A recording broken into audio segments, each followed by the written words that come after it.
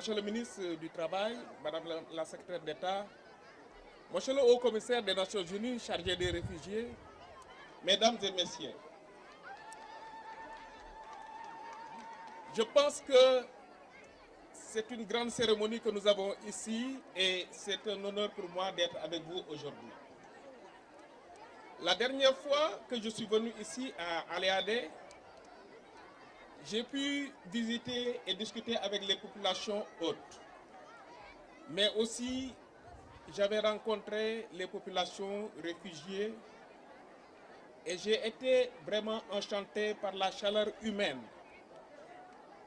Il ne faut pas penser que ce que nous voyons ici est quelque chose qui est vraiment superficiel, mais lorsque vous passez du temps ici et que vous discutez avec les populations, vous discutez avec les gens, vous voyez qu'il y a une vraie intégration entre les populations hôtes et les réfugiés. En parcourant le village, je pense que le haut-commissaire a pu le voir, les visiteurs aussi. Il est très difficile de faire la différence entre le village où il y a les autochtones et la partie où il y a les réfugiés et les réfugiés. Cela est à saluer et je pense que le cas de Djibouti est un exemple qu'il faut montrer partout. Et je remercie également la Banque mondiale par le biais de son représentant, la banque qui est devenue un partenaire primaire du HCR à travers le monde et qui ici aussi œuvre en soutien des communautés autochtones et des réfugiés dans des domaines essentiels. Banque mondiale af Soomaaliya waxa lagu dhahaa banka adduunka kaasoo maaragtay hay'adda UNHCR la howlgalo adduunka meelo badan halkan Djiboutina. Monsieur le haut-commissaire, sans vous citer, vous avez salué dans votre discours de la Journée mondiale 2017 les communautés et les populations qui dans le monde entier accueillent parmi elles les réfugiés et les déplacés internes qui leur offrent refuge et qui leur font une place dans leurs écoles, dans leurs lieux de vie et dans leur société. Depuis plus de 25 ans, la République de Djibouti, les réfugiés vivent en exil à Djibouti, à Aliadé, étant l'un des 3 sites en comptant celui de Holhol et celui de Markazi, et le plus ancien étant celui de Aliadé. Celui-ci est devenu aujourd'hui un creuset culturel de par la fusion et de nationalités, de cultures et des ethnicités. Arrintaana waxa ka masuula annaku haddaannahay kuwii ka faa'iidaysanaya wasaaradihii arrinta hirgelinay waxa ka masuula walaalkay wasiirka arrimaha gudaha iyo walaashay wasiiradda waxaanana arrimaha bulshada iyada ayaa arrintaasi keentay halkan maanta dhakhtarka haddii hagaajisa ay tahay meesha koraanka haddii biiristiisa tahay iskoolka dhisintiisa hadday tahay iyadoo la cugsanaysa bank mondiaalka bank mondiaalka halkani waddanka Djibouti u jooga iyadoo la cuskanaysa oo ay hirgelinayso marka adadeesta maxaan ku dhahaa xubnaha la yidhaaho ee waddankeena arrimaha dadka bulshada ku shaqalay ay hirgelinayso ilaahay baa laga helaa taas inta ka sugayso waddankeena laga helaa aragtida toosan iyo amarka madaxweynaha dalka madaxweyne Ismaaciil Umar Gelle.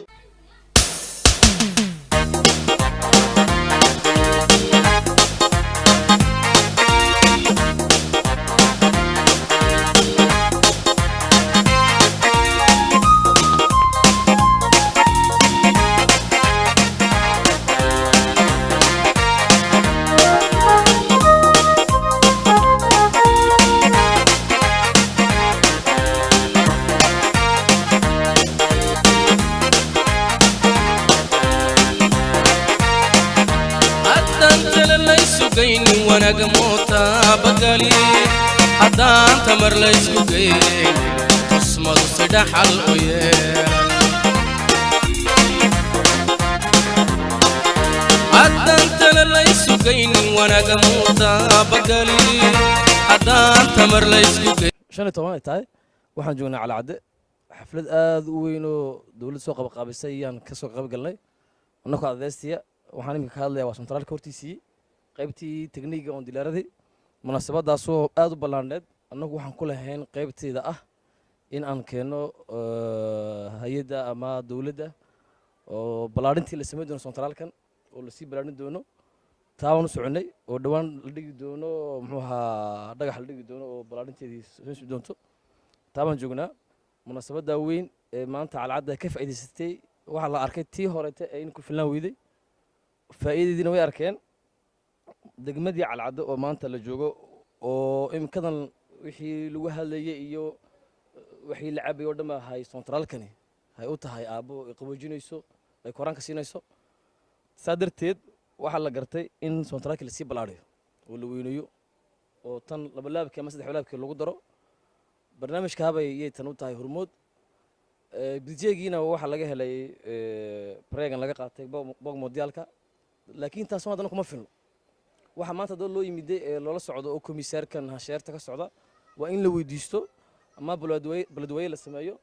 in isaguna qayb kaleeto noogu dari karo oo qaxootiga dhakhtarka iyo kolleejka waxaasoo dhan baan ku nagtino koraanka siino munaasabadda aad u weyn baan u joognaa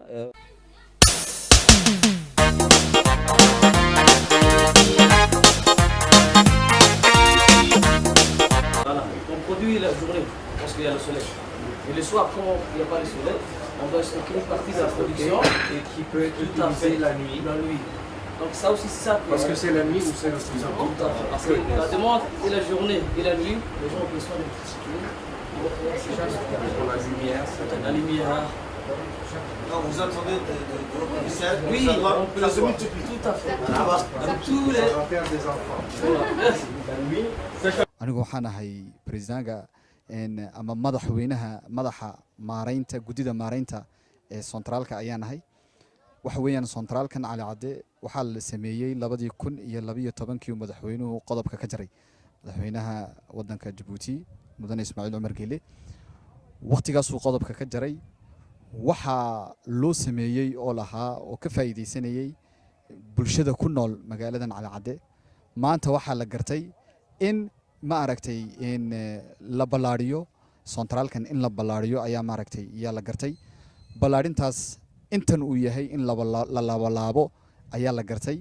taas ma aragtay ayuu noo soo booqday in oo komisarku waa ka centraalka soo booqday soo maray oo arkay indhihiisu ku arkay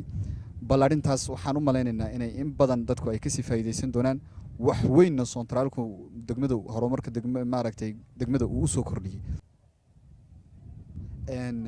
hirgelinta waxyaabaha aan sheegayno dhan waxa iska leh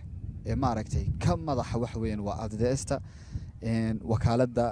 horumarta bulshada ee Djibouti uu ka madax yahay uu ka maareeyay yahay mudane Mahdi Jaamac Mahdi Maxamed Jaamac